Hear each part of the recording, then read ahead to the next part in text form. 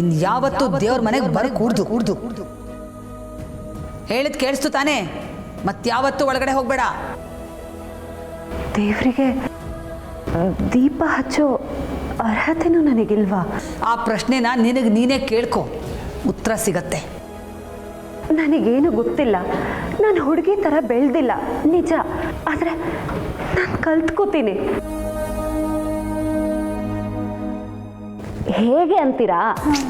ಈಗ ನಾವು ಹಸ್ಕೊಂಡು ಹೋದ್ರೆ ದೇವ್ರಿಗೆ ಕೈ ಮುಗಿಯೋದಕ್ಕಾಗತ್ತಾ? ವೀಕ್ನೆಸ್ ಶುರು ಆಗೋಗುತ್ತೆ. ನನಗೀಗಾಗಲೇ ವೀಕ್ನೆಸ್ ಶುರು ಆಗೋಗಿದೆ. ಆಗ ಭಕ್ತಿನೂ ಬರಲ್ಲ, ಏಕಾಗ್ರತೆನೂ ಬರಲ್ಲ. ಭಕ್ತಿ ಏಕಾಗ್ರತೆ ಇಲ್ಲದೆ ಪೂಜೆ ಮಾಡಿದ್ರೆ ಆ ದೇವರು ಒಲಿತಾನ?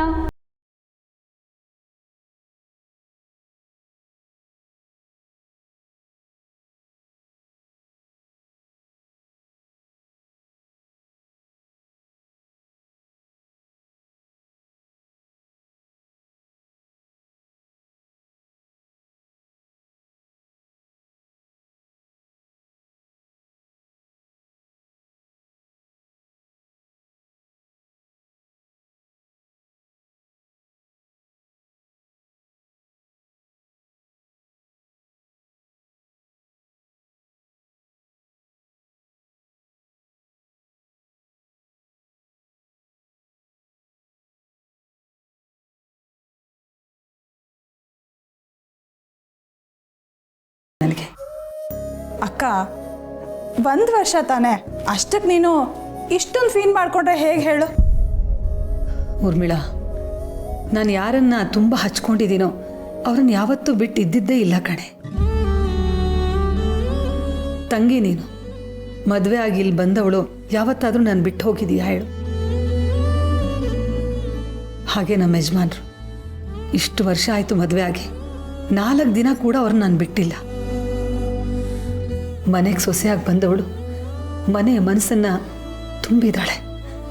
ಆದರೆ ಈಗ ನಮ್ಮನ್ನೆಲ್ಲ ಬಿಟ್ಟು ದೂರ ಹೋಗಿದ್ದಾಳೆ. ಅದನ್ನು ಅರಗಿಸ್ಕೊಳ್ಳೋಕ್ಕೆ ಆಗ್ತಿಲ್ಲ ಊರ್ಮಿ. ನನಗೆ ತುಂಬ ಹಚ್ಕೊಂಡ್ರೆ ಬಿಟ್ಟಿರೋದು ಎಷ್ಟು ಕಷ್ಟ ಅಂತ ಈಗ ಅರ್ಥ ಆಗ್ತಾ ಇದೆ. ಅಕ್ಕ, ನೀನು ಹೊರಗಡೆ ನೋಡೋದಕ್ಕೆ ಎಷ್ಟು ಒರಟಾಗಿ ಕಂಡ್ರು ನಿನ್ನ ಮನಸ್ಸು ನೋಡು ಎಷ್ಟು ಮೃದು ಅಂತ. ಸತ್ಯ ಈ ಮನೆಯವ್ರ ಮನಸ್ಸನ್ನು ಆವರಿಸ್ಕೊಂಡ್ಬಿಟ್ಟಿದ್ದಾಳೆ. ಅವಳಿಲ್ಲ ಅನ್ನೋದು ಈಗ ನನಗೂ ಕಾಡ್ತಿದೆ. ಎಷ್ಟೋ ಸಲ ಎಲ್ಲ ಕೆಲಸಕ್ಕೂ ಸತ್ಯ ಸತ್ಯ ಅಂತ ಕೂಗೇ ಬಿಡ್ತೇನೆ. ಆಮೇಲೆ ನೆನಪಾಗತ್ತೆ ಅವಳಿಲ್ಲ ಅನ್ನೋದು. ಮನೇಲಿದ್ದಾಗ ಏನಾದರೂ ಒಂದು ಕೆಲಸ ಮಾಡೋದು, ತರಲೆ ಮಾಡೋದು, ನನ್ನ ಹತ್ರ ಬೈಸ್ಕೊಡೋದು, ನಿನ್ನ ಹಿಂದೆ ನಿಂತ್ಕೊಂಡು ಮಾತಾಡೋದು. ಆಗೇನೋ ಕೋಪದಲ್ಲಿ ಅವಳನ್ನ ಬೈದು ಬಿಡ್ತಿದ್ದೆ. ಆದರೆ ಈಗ ಅವಳನ್ನ ನೆನಪು ಮಾಡಿಕೊಂಡ್ರೆ ತುಂಬ ಕಷ್ಟ ಆಗ್ತಾ ಇದೆ ಕಣೆ. ಅಕ್ಕ, ಸ್ವಲ್ಪ ಸಮಾಧಾನ ಮಾಡ್ಕೊ.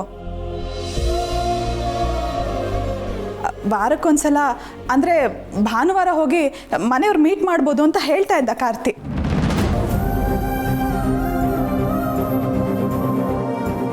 ನಿನಗೆ ಅವಳನ್ನು ಅಷ್ಟೊಂದು ನೋಡಬೇಕು ಅಂತ ಅನ್ನಿಸ್ತಾ ಇದೆ ಅಂದರೆ ಇನ್ನು 2 ದಿನ ಕಾಯಿ. ಹಾಂ, ವೀಕೆಂಡ್ ಬಂದ್ಬಿಡತ್ತಲ್ಲ, ಕಾರ್ತಿಗೆ ಹೇಳ್ತೀನಿ, ನೀನು ಹೋಗಿ ಅವಳನ್ನ ನೋಡ್ಬೋದು, ಮಾತಾಡಿಸ್ಲೂಬಹುದು. ಹೌದೇನೆ ಊರ್ಮಿ, ನಾವೇ ಹೋಗಿ ಅವಳನ್ನ ಅಲ್ಲಿ ನೋಡಬಹುದಾ? ಹಾಗಾದರೆ ಕಾರ್ತಿಕ್ಗೆ ನಾನೇ ಹೇಳ್ತೀನಿ. ಒಂದ್ಸಲ ಅವಳನ್ನು ನೋಡಿ ಬಂದರೆ ಮನಸ್ಸಿಗೆ ಸ್ವಲ್ಪ ಹಗುರ ಅನಿಸುತ್ತೆ. ಅಕ್ಕ, ಇಷ್ಟು ದಿನ ಹೇಳ್ತಿದ್ದೆ ಸತ್ಯ ಅಂತ ಸೊಸೆ ಸಿಗೋದಕ್ಕೆ ನೀನು ಪುಣ್ಯ ಮಾಡಿದ್ಯಾ ಅಂತ. ಆದರೆ ಇವತ್ತು ಹೇಳ್ತಾ ಇದ್ದೀನಿ ಕೇಳಿ, ನಿನ್ನಂಥ ಅತ್ತೆನ ಪಡೆಯೋದಕ್ಕೆ ನಮ್ಮ ಸತ್ಯ ಪುಣ್ಯ ಮಾಡಿದ್ಲು.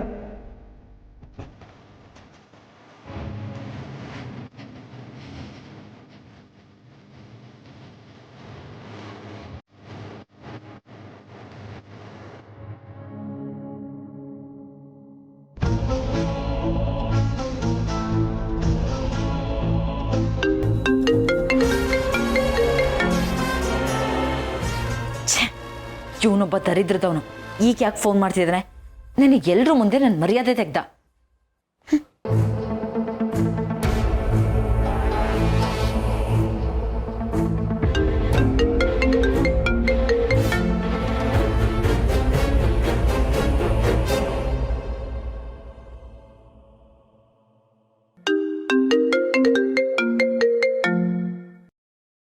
ಹಲೋ. ಯಾಕೆ ಬೇಬಿ ಕಾಲ್ ಕಟ್ ಮಾಡ್ತಾ ಇದೀಯಾ? ಇನ್ನೇನು ಮಾಡಬೇಕಿತ್ತು? ಓ, ನನ್ನ ಬೇಬಿಗೆ ನನ್ನ ಮೇಲೆ ಕೋಪ ಬಂದಿದೆ ಅನ್ಸುತ್ತೆ. ನೆನೆ ಬರ್ತೀನಿ ಅಂತ ಹೇಳಿ ಕೈ ಕೊಟ್ಟು ಇವಾಗ ಕಾಲ್ ಮಾಡ್ತಿದ್ಯಾ? ಅಲ್ಲ ಬೇಬಿ, ನಿನ್ನೆನೇ ಹೇಳಿದ್ನಲ್ಲ ಬರೋಕ್ಕಾಗಲ್ಲ ಅಂತ. ಈಗ ಇಷ್ಟೊಂದು ಕೋಪ ಯಾಕೆ? ನೀನು ಬರ್ತೀಯ ಅಂತ ಎಷ್ಟೆಲ್ಲ ಅರೇಂಜ್ ಮಾಡಿದ್ದೆ. ನಮ್ಮ ಮನೆಯವ್ರ ಮುಂದೆ ನನ್ನ ಮರ್ಯಾದೆ ಹೋಯ್ತು. ಬೇಬಿ ಹೇಳಿದ್ನಲ್ವಾ, ಐ ಆಮ್ ರಿಯಲಿ ಸಾರಿ. ನಮ್ಮಪ್ಪ ಯಾವುದೋ ಅರ್ಜೆಂಟಲ್ಲಿ ಕೆಲಸ ಹೇಳಿದರು, ಅದರಲ್ಲೇ ಸಿಕ್ಕಾಕೊಂಬಿಟ್ಟೆ. ಏನು ಅಪ್ಪನ? ನಿಮ್ಮಪ್ಪ ಯಾವಾಗ ಬಂದರು? ಒಂದು ವಾರ ಆಯ್ತಲ್ಲ ಬಂದು. ಮತ್ತು ನೀನು ನನಗೆ ಹೇಳಲೇ ಇಲ್ಲ. ಹೋಗ್ಲಿ ಬಿಡು, ಮದುವೆ ವಿಷಯ ಮಾತಾಡ್ತೀಯಾ? ಶಿಟ್, ಒಂದು ಸುಳ್ಳನ್ನು ರಿಪೇರಿ ಮಾಡೋಕ್ಕೆ ಹೋಗಿ ಇನ್ನೊಂದು ಸುಳ್ಳಲ್ಲಿ ಸಿಕ್ಕಾಕೊಂಡಲ್ಲಪ್ಪ. ಸುಪ್ರೀತ್ ಕೇಳಿಸ್ತಿದ್ಯಾ? ನಿಮ್ಮ ಅಪ್ಪನ ಯಾವಾಗ ಮೀಟ್ ಮಾಡಿಸ್ತೀಯಾ? Divya hold on. ಅಪ್ಪ ಬಂದಿದ್ರು, ಬಟ್ ಬಟ್ ಮತ್ತೆ ನಿನ್ನೆ ನೈಟ್ ಫ್ಲೈಟಿಗೆ ವಾಪಸ್ ಹೋಗ್ಬಿಟ್ರು. ಅದಕ್ಕೆ ಏನೇನೋ ಕೆಲ್ಸದ ಮಧ್ಯೆ ಸಿಕ್ಕಾಕೊಂಬಿಟ್ಟೆ. ನಿಜ ಹೇಳ್ತಿದ್ಯಾ? ಅರೆ, ನಿನ್ನ ಹತ್ರ ನಾನೇ ಸುಳ್ಳು ಹೇಳಿ ಬೇಬಿ? ಇನ್ನೊಂದು ವಾರ ಏನಾದರೂ ಇದ್ದಿದ್ರೆ ಎಲ್ಲದನ್ನೂ ಹೇಳ್ಬಿಡ್ತಿದ್ದೆ. ಅವ್ರು ಯಾವುದೋ ಬಿಸ್ನೆಸ್ ಟೆನ್ಷನಲ್ಲಿ ಇದ್ರು, ಅಂಥ ಟೈಮ್ನಲ್ಲಿ ಹೇಳಿದರೆ ಎಲ್ಲ ಕೆಟ್ಟೋಗ್ಬಿಡುತ್ತಲ್ವ ಬೇಬಿ, ಅದಕ್ಕೆ ಸುಮ್ಮನೆ ಆಗ್ಬಿಟ್ಟೆ. ಅದು ನಿಜನೇ. ಮನ್ಸು ಸರಿ ಇಲ್ಲ ಅಂದರೆ ಯಾವ ವಿಷಯನೂ ಹೇಳೋಕೆ ಹೋಗ್ಬಾರ್ದು. ನಿನಗೆ ನಂಬಿಕೆ ಇಲ್ಲ ಅಂದ್ರೆ ಹೇಳ್ಬಿಡು, ಇವಾಗಲೇ ಕಾಲ್ ಹಾಕ್ಬಿಡ್ತೀನಿ. ಅಯ್ಯಯ್ಯೋ ಬೇಡ, ಆಮೇಲೆ ಆಗೋ ಕೆಲಸನೂ ಆಗಲ್ಲ. ಈಗಲಾದರೂ ನನ್ನ ಬೇಬಿಗೆ ನನ್ನ ಪರಿಸ್ಥಿತಿ ಅರ್ಥ ಆಯ್ತಾ? ಸಾರಿ, ನಿನ್ನನ್ನು ಅರ್ಥ ಮಾಡ್ಕೊಳ್ದೆ ಸುಮ್ಮನೆ ನಿನ್ನ ಮೇಲೆ ಕೋಪ ಮಾಡ್ಕೊಂಬಿಟ್ಟೆ. That's okay baby. ಸದ್ಯ ನಿನ್ನ ಮನ್ಸು ನಿರಳ ಆಯ್ತಲ್ಲ, ಅಷ್ಟು ಸಾಕು ನನಗೆ. ನಾನು ಕೋಪ ಮಾಡ್ಕೊಂಡ್ರೆ ನಿನಗೆ ಅಷ್ಟೊಂದು ಹರ್ಟ್ ಆಗುತ್ತಾ? ಹಾಂ, ಕೇಳ್ತೀಯಲ್ಲ baby. Thank you so much. ಇದೇ ಖುಷಿಲಿ ನಾನು ಏನೋ ಒಂದು ಕೇಳ್ತೀನಿ, ಇಲ್ಲ ಅಂತ ಹೇಳಬಾರ್ದು. ನಿನ್ಗಿಲ್ಲ ಅಂತೀನ ಬೇಬಿ? ಕೇಳು. ನಿನಗೆ ಗೊತ್ತಲ್ಲ, ಸಮ್ಮರ್ ಶುರುವಾಗಿದೆ, ಸೆಕೆ ಜಾಸ್ತಿ. ಅದಕ್ಕೆ ಎ ಸಿ ಬೇಕಿತ್ತು, ಅದಕ್ಕೆ ಸ್ವಲ್ಪ ದುಡ್ಡು ಬೇಕಿತ್ತು. ಅಷ್ಟೇ ತಾನೇ, ದುಡ್ಡು ಹಾಕ್ತೀನಿ, ಎ ಸಿ ಕನೆಕ್ಷನ್ನು ಕೊಡಿಸ್ತೀನಿ. ಓಕೆನಾ? ಇವಾಗ ಹ್ಯಾಪಿ ತಾನೇ? Wow, thank you so much. Love you. Bye. ನಾನು ಆಮೇಲೆ ಕಾಲ್ ಮಾಡ್ತೀನಿ.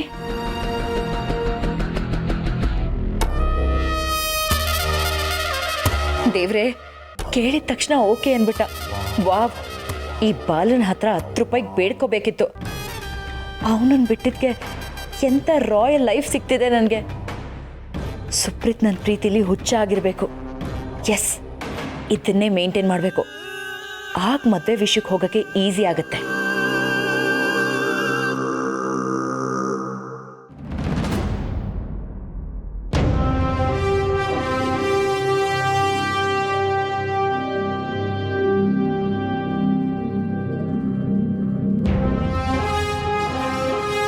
ಎಲ್ಲರೂ ಬಂದಿದ್ದಾರಾ? ಸಾಹೇಬ್ರು ಇನ್ನೇನು ಬರ್ತಿದ್ದಾರೆ? ಎಸ್ ಸರ್, ಬರ್ತಾ ಇದ್ದಾರೆ.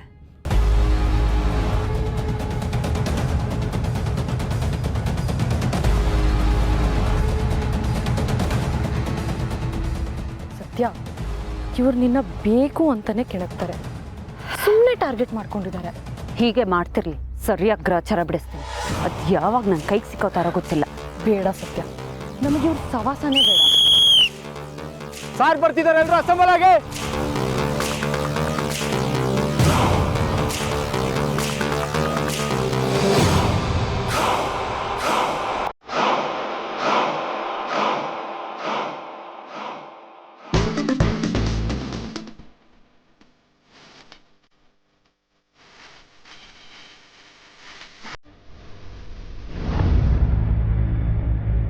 Come on, Ben.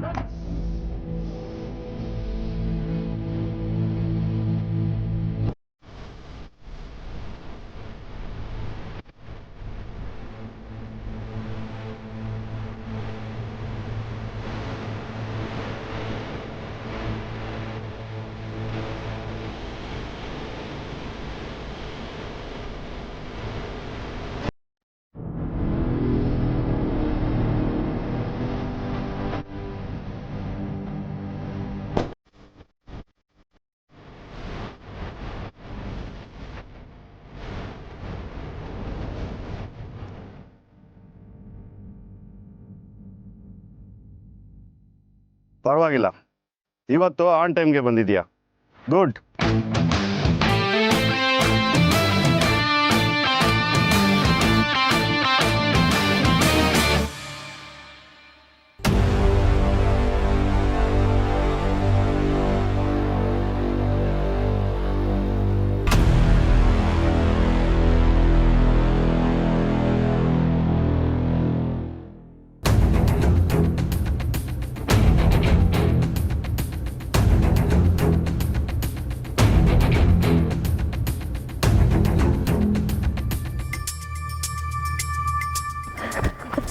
Good Sathya, very good. Thank you. ಆವತ್ತು ನನ್ನನ್ನು ಬೀಳಿಸಿ ರನ್ನಿಂಗ್ ರೇಸಲ್ಲಿ ಲೇಟ್ ಆಗೋ ಹಾಗೆ ಮಾಡಿದ್ಲು. ಇವತ್ತೇನು ಹೇಳ್ತೀಯ? ಅದಕ್ಕೆ ಹೇಳೋದು, ಕರ್ಮ ರಿಟರ್ನ್ಸ್ ಅಂತ. ರೆಡಿ ಆಗೋ ಪನಿಷ್ಮೆಂಟ್ ತಗೊಳ್ಳೋದಕ್ಕೆ.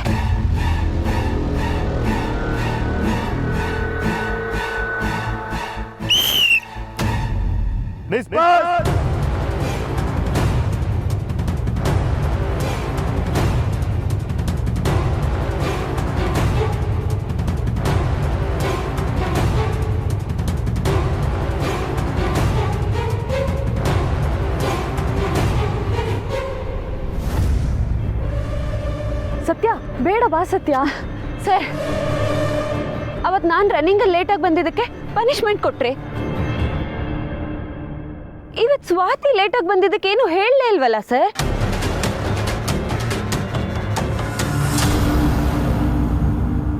ಅಯ್ಯೋ ದೇವ್ರೆ, ಈ ಸತ್ಯ ಹೋಗಿ ಕೇಳೇ ಬಿಟ್ಲಲ್ಲಪ್ಪ. ಇವಳಿಗೆ ಯಾಕೆ ಬೇಕಿತ್ತಿದು? ಅವಳೇ ತನ್ನ ಕಾಲ ಮೇಲೆ ತಾನೇ ಕಲ್ಲು ಹಾಕೊಂಡ್ಬಿಟ್ಲಲ್ಲ. ಟ್ರೈನರು ನೀನಾ ನಾನಾ? ಸರ್, ನ್ಯಾಯ ಎಲ್ರಿಗೂ ಒಂದೇ ಅಲ್ವಾ ಸರ್? ಈಗ ನಾನು ನಿನ್ನ ಹತ್ರ ನ್ಯಾಯದ ಪಾಠ ಮಾಡಿಸ್ಕೋಬೇಕಾ? ಸರ್ ಸರ್, ಹಾಗಲ್ಲ ಸರ್ ನಾನು ಹೇಳಿದ್ದು. ತಪ್ಪು ಮಾಡಿದಾಳೆ ಅಂದಮೇಲೆ ಅವಳಿಗೂ ಶಿಕ್ಷೆ ಕೊಡಲೇಬೇಕಲ್ವಾ? ನನ್ನೇ ಪ್ರಶ್ನೆ ಮಾಡ್ತೀಯಾ?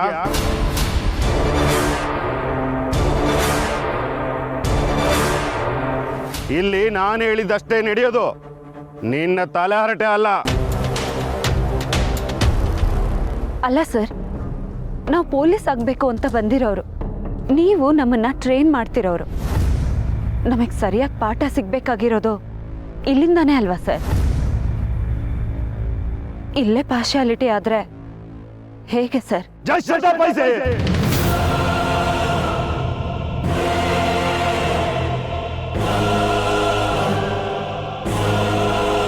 ನನ್ನನ್ನು ಪ್ರಶ್ನೆ ಮಾಡೋ ಅಧಿಕಾರ ಇಲ್ಲಿ ಯಾರಿಗೂ ಇಲ್ಲ. Ask me sorry or take the punishment. ಅಲ್ಲ ಸರ್, ನಿನಗಿರೋದು ಒಂದೇ ಆಪ್ಷನ್. ಕಮಾನ್. ಸಾರಿ, ಕೇಳ್ಬಿಡು ಸತ್ಯ.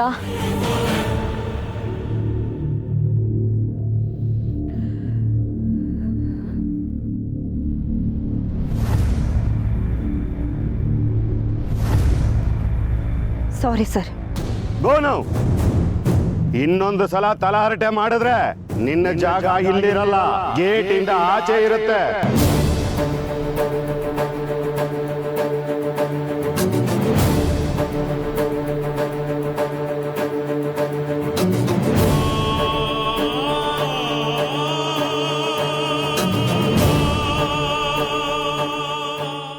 ಈ ಹುಡುಗಿ ಬಂದಾಗಿಂದ ಒಂದಲ್ಲ ಒಂಥರ ಅವ್ರ ಕೈಗೆ ಸಿಗಾಕೋತಾ ಇದ್ದಾಳೆ.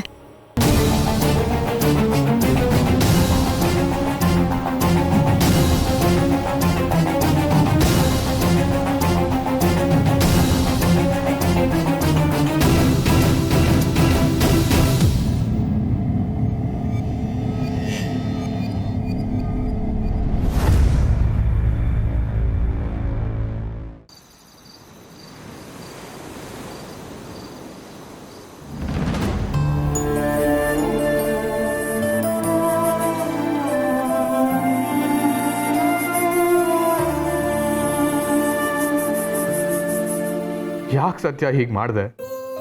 ಯಾಕೆ ನೀನು ಪೊಲೀಸ್ ಆಗಬೇಕು ಅಂತ ಹಠ ಮಾಡಿದೆ? ಒಂದು ಕಡೆ ನಿನ್ನ ಬಿಟ್ಟಿರಬೇಕು ಅನ್ನೋ ಬೇಸರ, ಅದು ಅನಿವಾರ್ಯತೆ. ಇನ್ನೊಂದು ಕಡೆ ಎಲ್ಲರೂ ನಿನ್ನ ಹೊಗಳ ಬರದಲ್ಲಿ ನಾನು ಏನೂ ಅಲ್ಲ ಅನ್ನೋ ಥರ ನನ್ನ ಫೀಲ್ ಮಾಡಿಸ್ತಾ ಇದ್ದಾರೆ. ಅದ್ರಲ್ಲಿ ನಂದೇನು ತಪ್ಪಿದೆ? ನೀನು ಸಾಧನೆ ಮಾಡ್ತಾ ಇದೀಯ ಸರಿ, ಹಾಗಿದ್ರೆ ನಾನು ಏನು ಮಾಡಿಲ್ವಾ? ಮುಂಚೆ ಕತೆ ಕವನ ಪೇಂಟಿಂಗ್ ಅಂತ ನಾನು ಕಳೆದೋಗ್ತಾ ಇದ್ದೆ ನಿಜ, ಆದರೆ ಇವಾಗ ನಾನು ಬದಲಾಗಿದ್ದೀನಿ ತಾನೆ. ನೀನು ನನ್ನ ಲೈಫಿಗೆ ಬಂದಮೇಲಿಂದ ನಾನು ಆಫೀಸ್ಗೆ ಹೋಗಕ್ಕೆ ಶುರು ಮಾಡಿದ್ದೀನಿ. ಅಪ್ಪನ ಲೆಗಸಿನ ಮುಂದೆ ತೊಗೊಂಡೋಗ್ತಾ ಇದ್ದೀನಿ. ಅದು ಯಾರಿಗೂ ಯಾಕೆ ಕಾಣಿಸ್ತಾ ಇಲ್ಲ? ಅದೇನೋ ಹೇಳ್ತಾರಲ್ಲ ಸತ್ಯ, ದೀಪದ ಕೆಳಗಡೆ ಕತ್ಲೆ ಅಂತ. ನಾನು ಹಾಗೆ ಆಗೋಗ್ತಾ ಇದ್ದೀನ.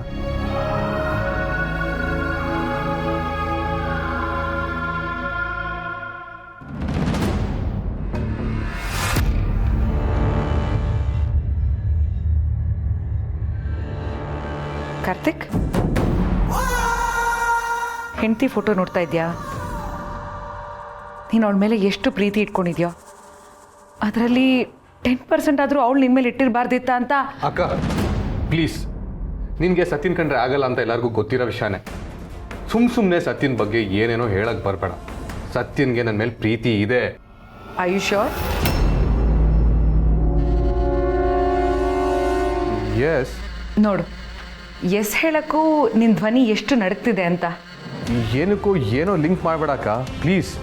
ಕಾರ್ತಿಕ್, ನಿನ್ನ ಫ್ರಸ್ಟ್ರೇಷನ್ ಏನು ಅಂತ ನನಗೆ ಅರ್ಥ ಆಗುತ್ತೆ. ಆದರೆ ನಾನು ನಿನ್ನ ಅಕ್ಕನಾಗಿ ಹೇಳ್ತಾ ಇದ್ದೀನಿ, ಸತ್ಯ ನಡ್ಕೊಂಡಿದ್ದ ರೀತಿ ನನಗೊಂಚೂರು ಇಷ್ಟ ಆಗಲಿಲ್ಲ. ನೋಡು, ನೀನು ನನ್ನನ್ನು ಏನು ಬೇಕಾದರೂ ಬೈಕೋ, ಐ ಡೋಂಟ್ ಕೇರ್. ಬಟ್ ನನ್ನ ತಮ್ಮನ ಹತ್ರ ಯಾರಾದರೂ ಕೆಟ್ಟದಾಗಿ ನಡ್ಕೊಳ್ಳೋದು ನನಗೊಂಚೂರು ಇಷ್ಟ ಆಗಲ್ಲ. ನಾನು ಮಾತಾಡಿದ್ರೆ ಯಾರಿಗೂ ಇಷ್ಟ ಆಗಲ್ಲ ಅಂತ ನಾನು ಸುಮ್ಮನೆ ಇರೋದು. ಓಕೆ, ಇವಾಗ ಏನು ಹೇಳಕ್ಕೆ ಬರ್ತಾ ಇದೆಯಾ? ಕಾರ್ತಿಕ್, ನೀನು ನಿನ್ನ ಹೆಂಡ್ತಿನ ತುಂಬ ಮೆರೆಸ್ಬಿಟ್ಟೆ ಬಿಡು. ಅವಳು ಆಸೆ ಪಟ್ಲು ಅಂತ ಅಮ್ಮನ್ನು ಎದುರು ಹಾಕ್ಕೊಂಡು ಅವಳಿಗೆ ಓದಿಸ್ದೆ. ಆದರೆ ಅವಳು ನಿನಗೇನು ಮಾಡಿದ್ಲು? ಅಪ್ಪ ನಿನಗೆ ಉತ್ತರ ಕುಮಾರನ್ ಪೌರುಷ ಅಂದಾಗ ಅವ್ರ ಜೊತೆ ಸೇರಿಕೊಂಡು ನಗ್ತಾ ಇದ್ಲು. ಟ್ರೈನಿಂಗ್ ಸೆಂಟರ್ ಹತ್ರ ಸತ್ಯನ್ ಹುಡುಗರು ನೀನು ಅವಳು ಗಂಡ ಅನ್ನೋದನ್ನು ನೋಡಿದೆ ನನ್ನನ್ನು ಸೈಡಿಗೆ ಸರಿಸಿದ್ರು. ಅವಳು ಪೊಲೀಸ್ ಆಫೀಸರ್ ಆಗ್ತಾ ಇದ್ದಾಳೆ ಅನ್ನೋ ಖುಷಿಲಿ ಎಲ್ಲರೂ ನಿನ್ನನ್ನು ಚೀಪ್ ಮಾಡ್ತಾ ಇದ್ದಾರೆ. ನಿನ್ನ ಒಬ್ಬ ಯೂಸ್ಲೆಸ್ ಫೆಲೋ ಅನ್ನೋ ಹಾಗೆ ನೋಡ್ತಾ ಇದ್ದಾರೆ. ನಿನ್ಗಿದೆಲ್ಲ ಬೇಕಿತ್ತೇನೋ? ಯಾರ್ಯಾರ ಯೋಗ್ಯತೆ ಎಷ್ಟೆಷ್ಟಿರುತ್ತೋ ಅವ್ರನ್ನ ಅಷ್ಟರಲ್ಲೇ ಇಡಬೇಕು. ಅಕ್ಕ ಪ್ಲೀಸ್, ಸತ್ಯನ್ಗೆ ಯೋಗ್ಯತೆ ಇಲ್ಲ ಅಂತೆಲ್ಲ ಮಾತಾಡಬೇಡ. ನೋಡಿದ್ಯಾ, ಇಷ್ಟೆಲ್ಲ ಆದ್ಮೇಲೂ ನೀನು ಅವಳು ಪರ ವಹಿಸ್ಕೊಂಡು ಮಾತಾಡ್ತಿದ್ಯಾ. ಆದ್ರೆ ಅವಳು ನಿನಗಷ್ಟೆಲ್ಲ ಅವಮಾನ ಆದ್ರೂ ಒಂದು ಮಾತಾದ್ರೂ ಹೇಳಿದ್ಲಾ?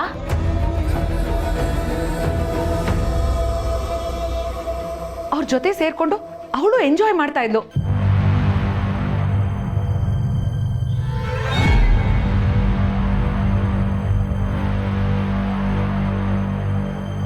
ನೋಡ್ತಾ ಇರು ಕಾರ್ತಿಕ್, ಒಂದಲ್ಲ ಒಂದಿನ ಅವಳು ನೀನು ಅವಳು ಗಂಡ ಅನ್ನೋದನ್ನು ಮರಿತಾಳೆ. ಆದ್ರೆ ಈ ಮಾತು ನಿನ್ಗೆ ಅರ್ಥ ಆಗ್ತಿಲ್ವಲ್ಲ ಅನ್ನೋದೇನೆ ನನಗೆ ತುಂಬ ಬೇಜಾರಾಗ್ತಿರೋದು. ಅಕ್ಕ, ನಿಜವಾಗ್ಲೂ ಸತ್ಯ ಇದನ್ನೆಲ್ಲ ಇಂಟೆನ್ಷನಲಿ ಮಾಡ್ತಾ ಇದ್ದಾಳೆ ಅಂತ ಹೇಳ್ತಾ ಇದೆಯಾ? 100% ಕಾರ್ತಿಕ್. ಅವಳ ಇಂಟೆನ್ಷನ್ ಏನಿತ್ತೋ ಏನೋ ಅಂತ ನನಗೆ ಗೊತ್ತಿಲ್ಲ. ಆದರೆ ಅವಳು ನಿನ್ನ ಪರ ನಿಲ್ಬಹುದಾಗಿತ್ತಲ್ವಾ? ನನ್ನ ಗಂಡನ್ಗೆ ಅವಮಾನ ಮಾಡಬೇಡಿ ಅಂತ ಹೇಳ್ಬೋದಾಗಿತ್ತಲ್ವಾ? ಅಕ್ಕ, ಸತ್ಯನ್ಗೆ ಇದೆಲ್ಲ ಹೊಳಿದೇ ಇರ್ಬೋದಲ್ವಾ? ರಿಯಲಿ ನಿನ್ನ ಹೆಂಡ್ತಿನ ಅಷ್ಟೊಂದು ಅಡ್ಡಿ ಅನ್ಕೊಂಡಿದ್ಯಾ? ಅಕ್ಕ, ಅದು ಹಾಗಲ್ಲ. ಮತ್ತೆ ನಾನೇನಾದರೂ ಹೊಡೆದಿದ್ರೆ ಅದು ಸುದ್ದಿನೇ ಆಗ್ತಾ ಇರಲಿಲ್ಲ. ನಿನಗೆ ಹೆಲ್ಪ್ ಮಾಡಿದ್ದೀನಿ ನೋಡು. ಹೌದಪ್ಪ ಉತ್ತರ ಕುಮಾರ, ನಿನ್ನಿಂದಾಗಿನೇ ಸತ್ಯ ಫೇಮಸ್ ಆಗಿದ್ದು ಅಲ್ವಾ?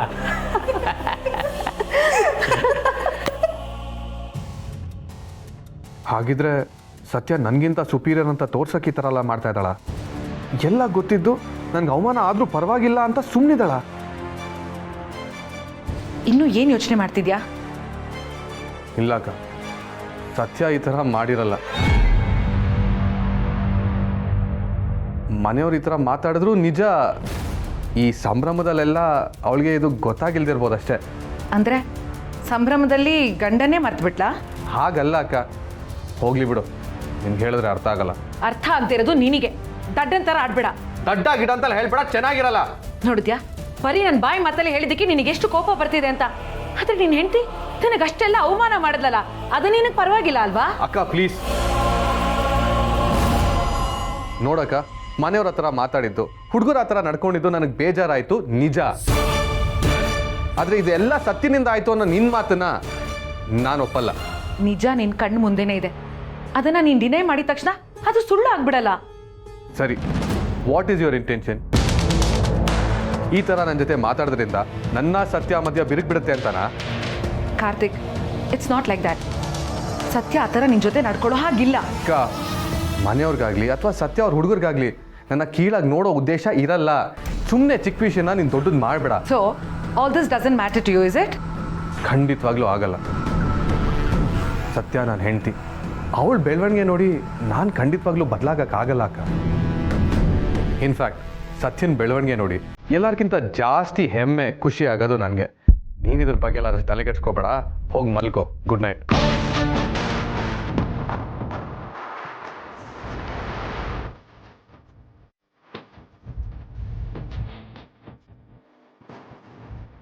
ಹೋಗು ಹೋಗು.